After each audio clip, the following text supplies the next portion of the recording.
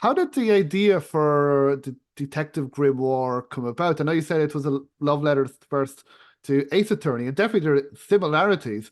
But how Yes. did the idea for this character come about, and to give him his own game? So I don't know who came up with the idea.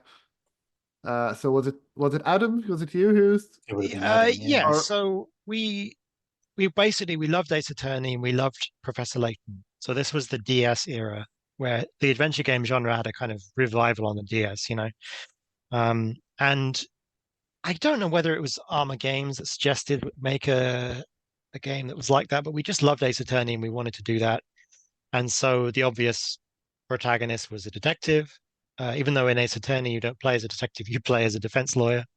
There's a detective in that game called Gumshoe who wears, the brown trench coat and is your typical American looking detective.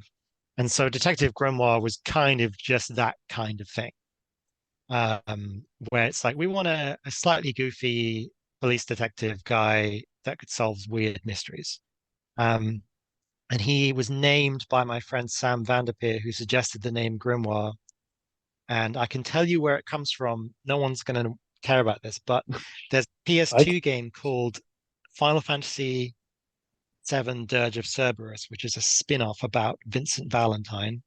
Bear with me. And his father in that game is called Grimoire Valentine. Okay. And we just played that, and I was looking for a name for my character, and Sam said, "What about Grimoire?"